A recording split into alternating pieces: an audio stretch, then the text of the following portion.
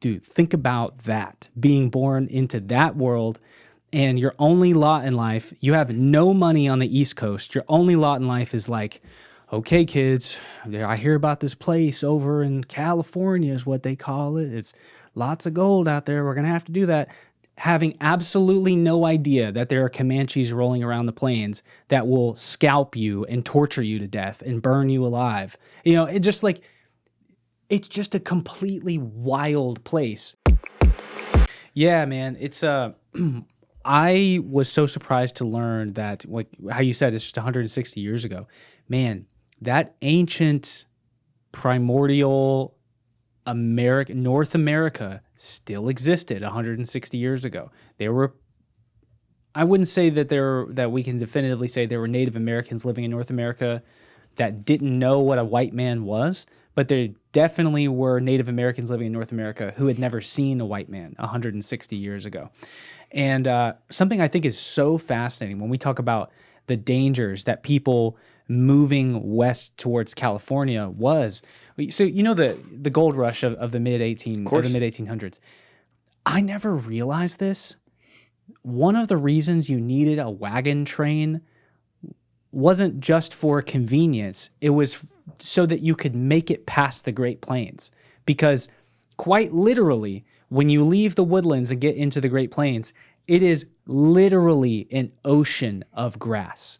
It's just grass. There's no trees, there's no coverage, there's no protection. That's why they have the tent over the back of the wagon so you can have some protection. They set up tents.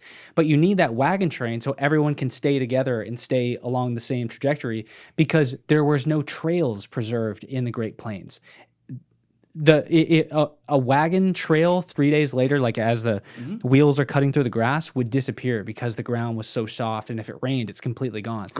So people would emerge from this tree line into an ocean from horizon to horizon, no trees at all.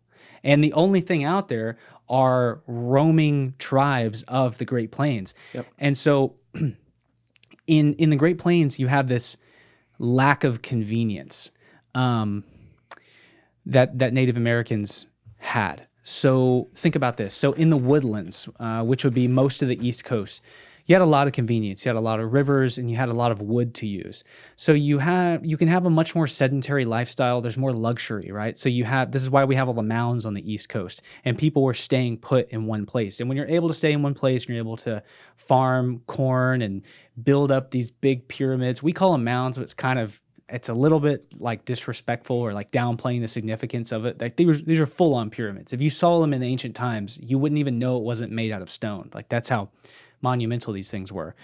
And so it was a much more luxurious, sort of peaceful place, less warfare, less violent tribes. But in the Great Plains, think about this. You have the reason that a lot of those natives were pushed to the Great Plains is because they weren't originally great warriors. Like the Comanches were just getting destroyed by everybody around them until one day they emerged as great warriors, because they're pushed out into the Great Plains where it's the worst real estate. So what do they have to do to survive? They have to become the most violent people around. And so in the Great Plains, imagine how fierce the natives are that are able to survive in the Great Plains, right? So you have this added element that you can get lost in the plains trying to get to California. And then you also have the most savage Native American tribes roaming around the Great Plains. And this is the thing that I found so shocking, is that the Great Plains Indians were such good navigators and had such a perfect understanding of their geography, of their own territory, that, get this, if you were a large U.S. military convoy moving through Comanche territory in the Great Plains, from Texas, all the way up to Colorado, if you were within a 500-mile radius, you were in danger of being attacked by the Comanches. 500 miles. They could attack from 500 miles away overnight. Not overnight, but it was like those some fast fucking horses. Yeah, bro. not overnight, but it was like immediate. Like they could do direct targeted attacks They could within smell you 500 from 500 miles away. Yes, yeah. and it Like would literally, like smell you. no, I don't know, but yeah, that's so it's a big part of S.G. Gwynn's book is that they could plan strategic military attacks from 500 miles away, and that's what made it so hard is because you didn't know how many Comanches there were or where they were at, but they always knew where you were at, and they would never stay in the same place twice. Like they would move from place to place, following their herds of buffalo. Mm-hmm. And they had herds of wild horses as well. And yeah, they could plan strategic military attacks from 500 miles away. And you would never anticipate them coming. And as soon as they attacked, they would disappear. And so you could never get a sense of where they were or when they were coming or where they were coming from. It's just and that's why, like, you think of the Wild West, dude, think about that, being born into that world. And your only lot in life, you have no money on the East Coast. Your only lot in life is like, okay, kids, I hear about this place over in California is what they call it. It's lots of gold out there. We're going to have to do that.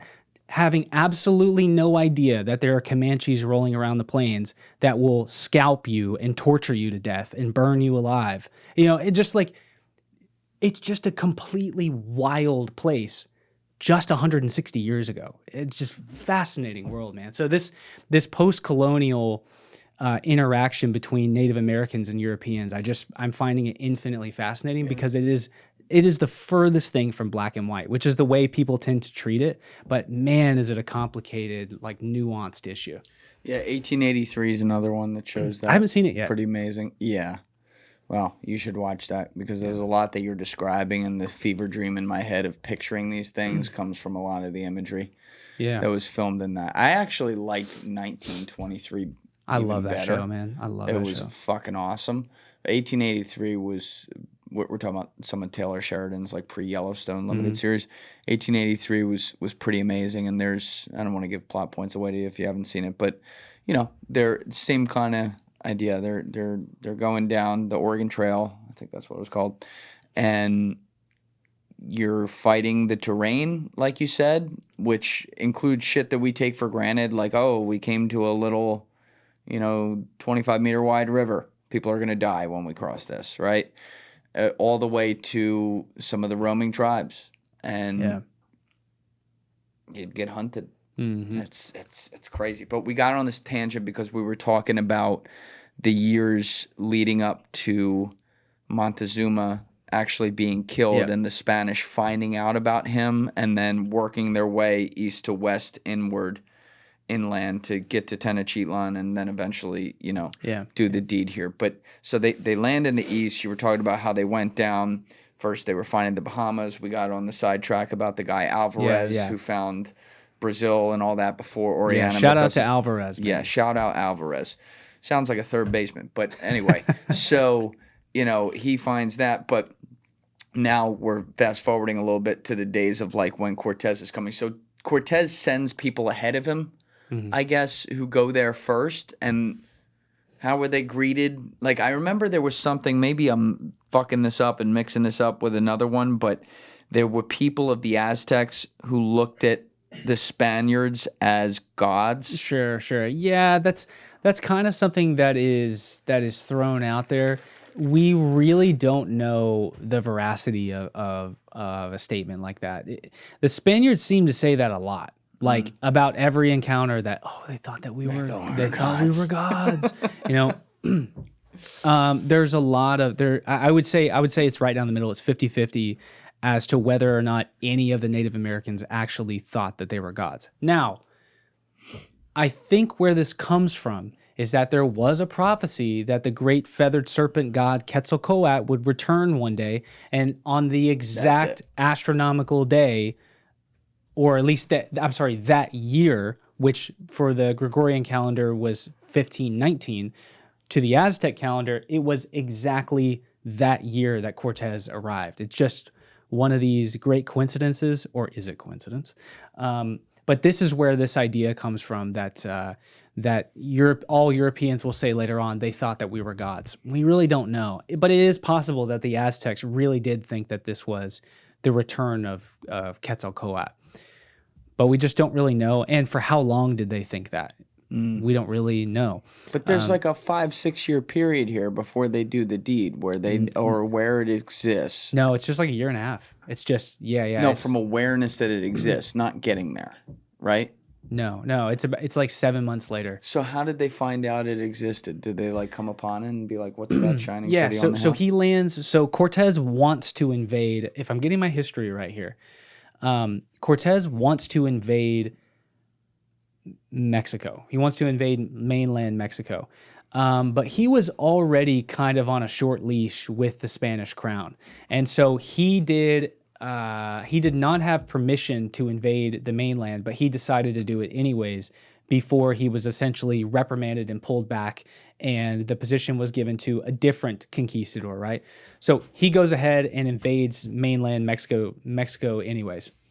So he lands on the coast of Veracruz, and the first people that he meets, as far as we know, are the Maya. And so he meets the Maya, and he says that these are like sickly, small, weak-looking people. Now, what he didn't realize is that these Maya already had European disease from the last 20 years of other Europeans poking around on the Yucatan and trading with them. These Europeans had been infecting the Maya. So the Maya were the first people in Mexico to get infected with this disease, and it was spreading across, and it had reached Veracruz by the time Cortez, 20 years later, came to Veracruz. He meets with the Maya, and he sees some gold artifacts, he sees some riches, and he asks them, he essentially says what all aliens say when he says, "Take me to your leader." So, he hears of Tenochtitlan in 1519 when he first arrives in Veracruz. These Maya people are telling him about the city of Tenochtitlan and the Emperor Moctezuma. So it's within 7 to 9 months later, he marches there with 150 conquistadors and other native guides, essentially people he's paid off, or maybe he's forced them to guide him through and escort him through. So he's kind of got his 150 men, and then he's got his local guides or slaves or soldiers, whatever it is, and they go on this 7-month expedition where they're on horseback and walking from the coast of Veracruz all the way to Tenochtitlan, and yeah, it's 7 or 9 months later. They're at the capital of Mexico, and I believe, in that first meeting, if I'm getting my history wrong, and again, everybody watching, I'm just now getting to colonial history in my own studies, but I believe it's in that first meeting that Moctezuma dies when the Spaniards first arrive, and then the war continues for about another year. The Aztecs essentially replace Moctezuma with their own local leaders, like another guy steps up. So the Aztecs replace him. Yeah. So the Spaniards kill him. War breaks out, and the Aztecs start fighting the Spaniards, and they say, "We have a new leader now." Essentially, we think that they had already replaced Moctezuma before the Spaniards. So I told you they were held up in that palace before, and I think they were held up in the palace for maybe around 100 days or so, if I'm getting my history right here. And so by the time the Spaniards flee that palace in the middle of the night, they flee in the middle of this storm, and they cover the horses' hooves with these cloths so that on the cobblestones it's not so loud. And of course, they don't make it out undetected. While they're in the middle of the bridge in the middle of the night, the flare and the horn goes up at the front of the bridge, and then it goes off at the back of the bridge, and like a million Aztecs storm these 150 conquistadors, and the conquistadors barely make it out, but they've filled their armor with gold, and everything that they've stolen. And so anyways, we think that during this period, the Aztecs had already replaced Moctezuma with somebody else, because you needed order. So probably, the second or third guy becomes this new emperor. And so the war isn't over with the death of Moctezuma. The Spaniards flee, they barely make it out. Cortez barely makes it out alive. His horse gets killed. It falls over. He falls into the water, and with all of his armor, he's going to sink to the bottom of the lake and drown. And a couple of his men reach in and grab him out while they're being attacked. It's a crazy story. Just they barely make it out of Tenochtitlan. Eventually, the Aztecs kind of retreat after enough of them get sliced down, and they barely survive. And then the war continues. They come back. They conquer Mexico City. or they conquered Tenochtitlan the next year and then just completely subdue all of Mexico. And they essentially just turned Tenochtitlan into Mexico City, and then they launched their expedition down into Peru. Thank you guys for checking out this clip. If you haven't already subscribed, please subscribe and hit the like button on this video. It is a huge, huge help. And if you'd like to check out this clip's full podcast episode, that link is in the description below or right here. And finally, you can follow me on Instagram and X by using the links in my description below.